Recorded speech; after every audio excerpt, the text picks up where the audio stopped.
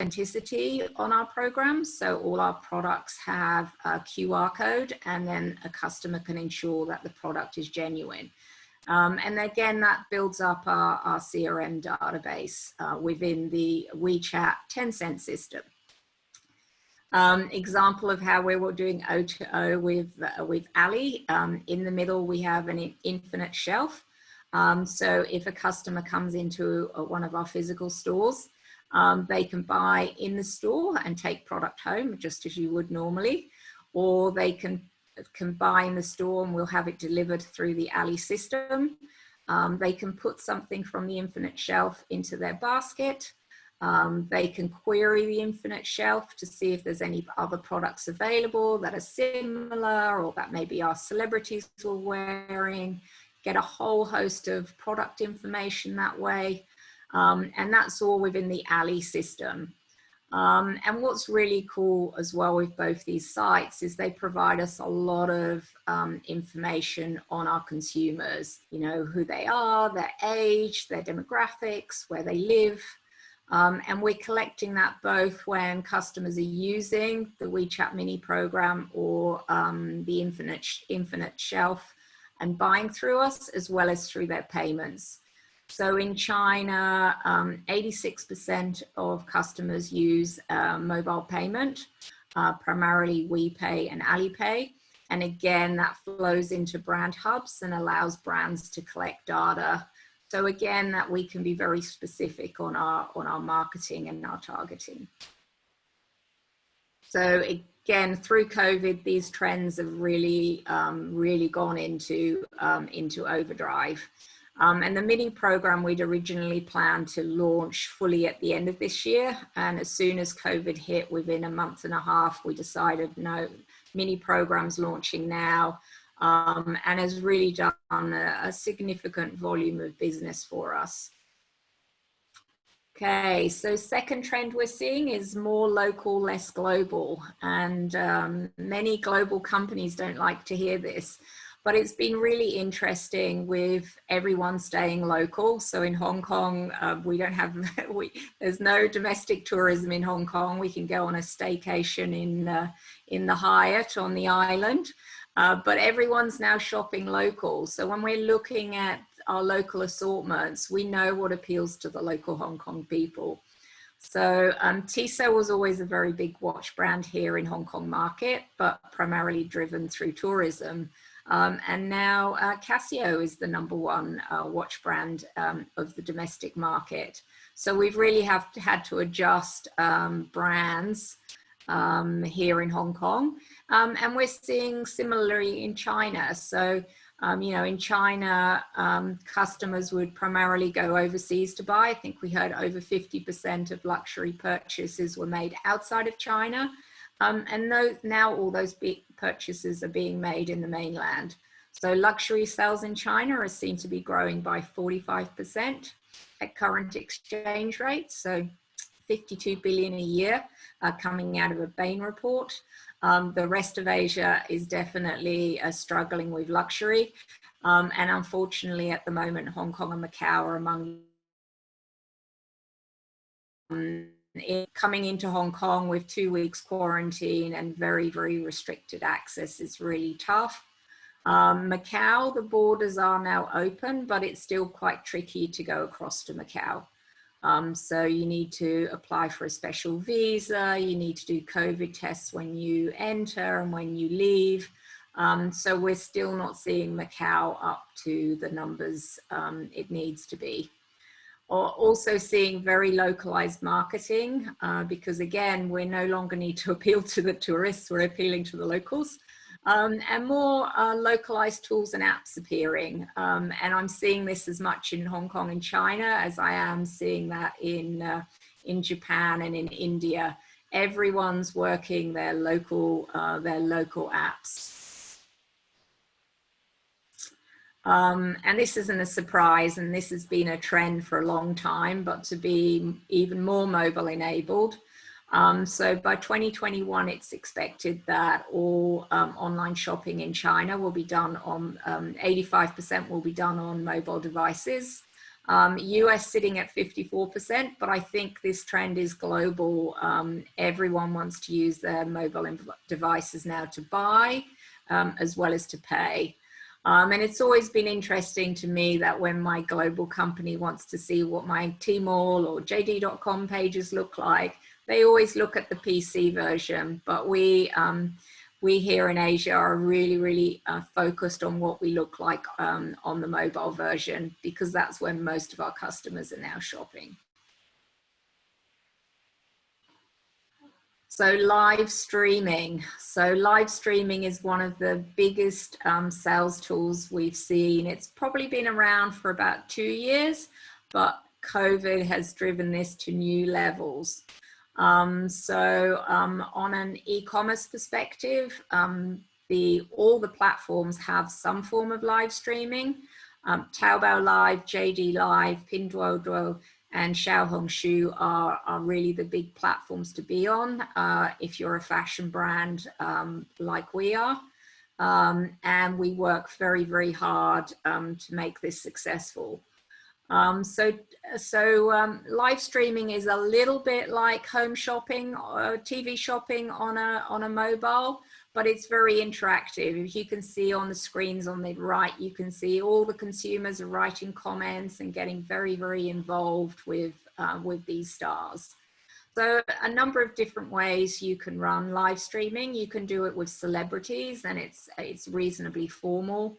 On the left there, you can see our Emporio Armani celebrity, Tong Lia, who's doing a Q&A session with some of her fans. And on the right, you can see the top Tmall live streamers, so Austin Lee and Via. So during the 11/11 festival, and this was on the day of 11/11, Via did 100 million US in sales. And she showed some of our products at 1:30 a.m. On the 11th of the 11th, and she had an audience of over 80 million people, which just blows you away. And within a matter of a few seconds, she is selling thousands and thousands of units. So really crazy times, but very exciting to be part of that. So live streaming, I think we'll see this trend roll out globally as well. Already seeing it picking up in Korea and talks of it in India. Okay, another trend we're seeing, again, I think because people are home more, they have quite short attention spans, and short videos are a big content trend we're seeing. And we're also being pushed pretty hard by the likes of Tmall and JD to make our pages as interactive as possible. So our pages have a lot of visuals on them, and now are beginning to have more and more short videos. I think TikTok has been a really major driver of this. And here you see in China, you know, people watching these short videos in June reached 900 million, an audience of 900 million. A lot of these short video platforms are also becoming e-commerce enabled. So TikTok now has a buy button. And I think with social commerce, we're already seeing that in the West on Instagram and on Facebook. And here are a few other short video platforms like Youku and Bilibili in China, and Vimeo is a global platform outside of China. Okay, we talked a little bit about tourism in Macau. Domestic tourism in China is really booming, especially Hainan Island. They have increased the duty-free allowances to Hainan Island. So, and I suppose everybody wants to get after this year, everyone wants to go on a short break. So Golden Week was huge for Hainan. CDFG Group did amazing business there. So they were probably one of the few global travel retail companies that saw their revenues rise 39% and were profitable. And this is one of the stores we have with CDFG in Sanya. We're also seeing the other major duty-free players now joining CDFG in Sanya. So DFS, Dufry, and Lagardère all opening up on Hainan.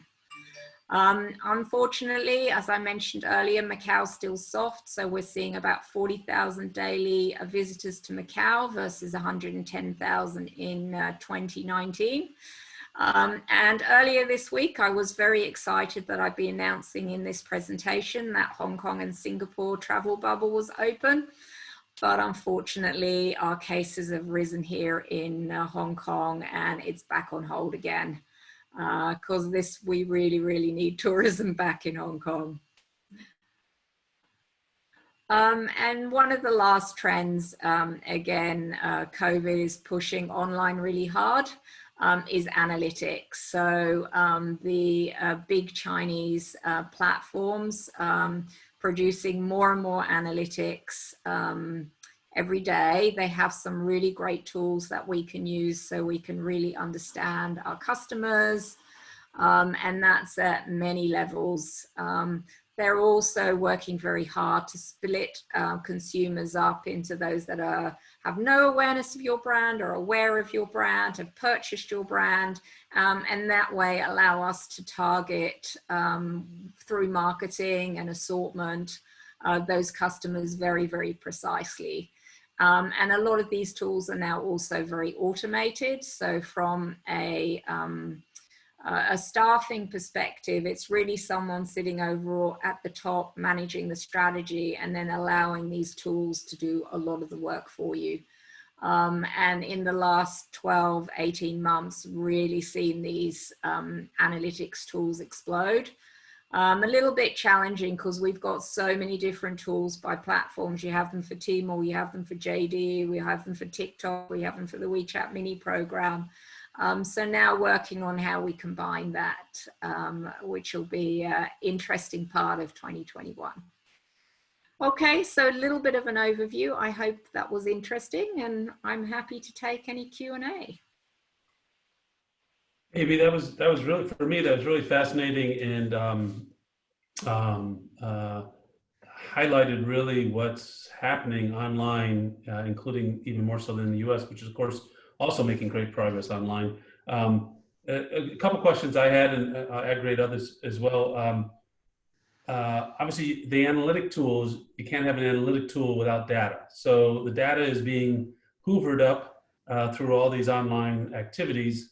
And is there any, as there's in some parts of the US anyways, any social concern about the data sharing and data usage, and any lack of limits to how that is used by the companies? Yeah, I look, definitely there is. I think because we are using the tools through the platforms, the data is aggregated, so we don't get actual names unless someone signs up to a CRM program. Sure. So when we're analyzing using all these tools on like a Tmall and a JD, we just see aggregated data. So you can see you've got this many consumers of this type in Guan there, who's that target consumer. Obviously, when people sign up for a CRM program, we have more access to that data. I feel in China, people are less concerned about it, maybe because they know that their data is pretty open anyway. Yeah. But it seems harder to sign people up outside of China. Yeah, amazing.